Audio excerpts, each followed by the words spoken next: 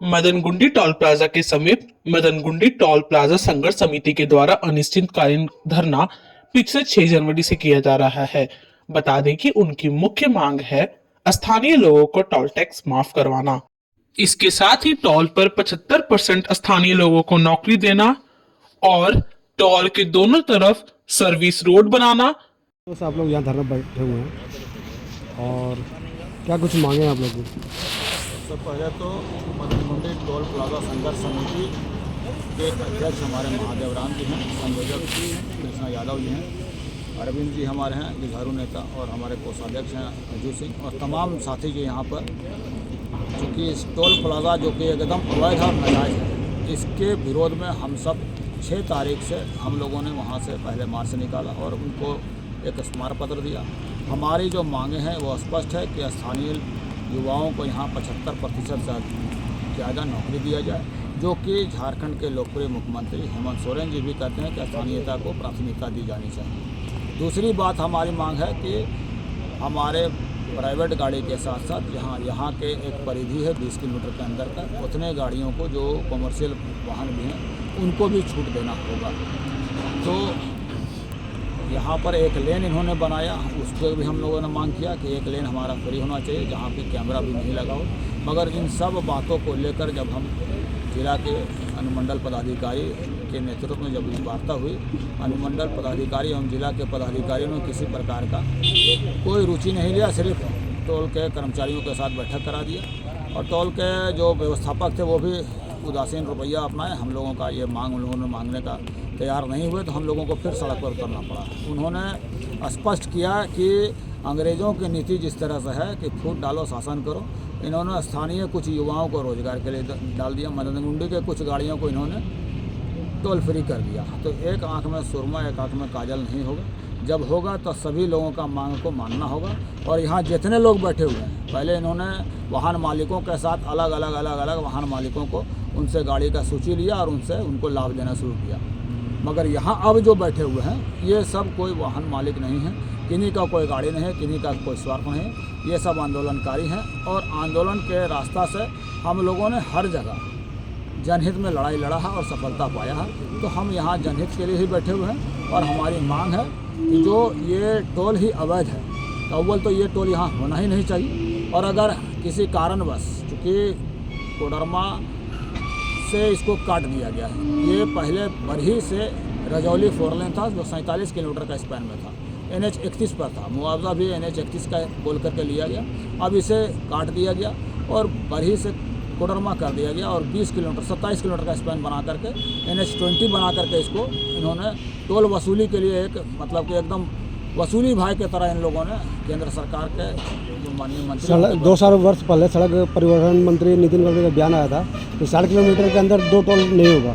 उसके बारे में क्या कहना चाहेंगे? वो स्पष्ट है। उन सभी बातों को हमने ऊपर अपने पदाधिकारियों के पास और परिवहन मंत्रालय को भी हम लोगों ने दिया। मगर चूँकि ये मनमानी रवैया है, केंद्र की सरकार मनमानी रवैया अपनाते हुए यहाँ टोल स्थापित कर दिया।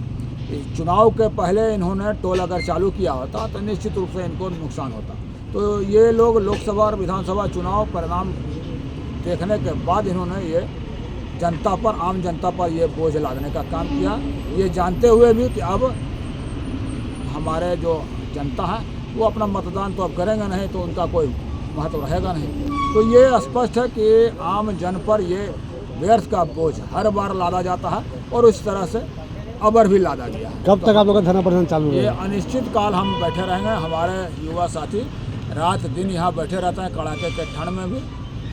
मगर फिर भी हम आपको विश्वास दिलाते हैं कि टोल प्रशासन को, चूँकि कड़कड़ाती ठंड में जो कहते हैं लोग ना कि आसमां भी झुकता है, झुकाने वाला चाहिए, तो वही बात है। ठंड में जब यहाँ कुहासा और ओस गिर रहा तो हमारे साथी इतने जुझारू हैं और इतने क्रांतिकारी हैं कि हम उनको झुका कर रहेंगे। और निश्चित रूप से जिला प्रशासन हो या हमारे राज्य के मंत्री हों या उनके पदाधिकारी हों, इस वार्ता को हम सफल करवाएंगे और जनहित में हम अपनी मांगों को मनवाएंगे। जो मांग है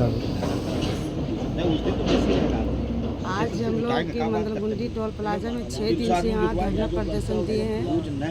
हम लोग को मांग है कि यहाँ का जितनी भी चंदवाड़ा में गाड़ी, बस हो, स्कूल का बस हो, तो किसी प्राइवेट भी गाड़ी हो, यहाँ पर सभी का टोल टैक्स नहीं लेना चाहिए।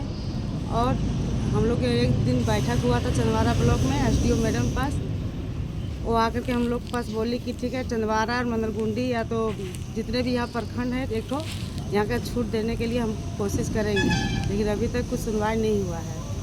कुछ लोकल लोगों को भी काम देने की बात है टोल प्लाजा में, उस पर भी कुछ 75% छूट करने के लिए बोली थी।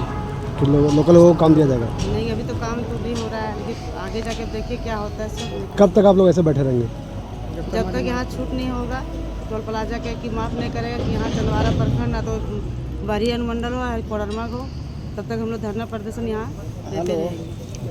माध्यम से और आपके चैनल के माध्यम से मैं बताना चाहूँगा कि यह आंदोलन जो हम लोगों के द्वारा चलाया जा रहा है, ये आंदोलन हम लोग शौक से नहीं किए। ये टोल कर्मी के द्वारा जिस तरह का कार्य किया गया है और भारत सरकार की नाकामी को छिपाने के लिए मैं आपको आपके चैनल के माध्यम से मैं बताना चाहता हूं कि कुछ दिन पहले यहाँ पर SDO मैडम के साथ वार्ता हो रही थी। जब पहला इन लोगों ने जो विज्ञापन निकाला था उसमें बरही टू रजौली का निकाला था और भारत सरकार ने फॉरेस्ट विभाग के द्वारा NOC नहीं मिलने के कारण, चाहे जिस पदाधिकारी के द्वारा वो कमी हुआ, उस कमी को छिपाने के लिए इन्होंने 28 किलोमीटर के रोड को बनाकर आम आदमी को परेशान करने की नियत से यह टोल प्लाजा को लगाया गया।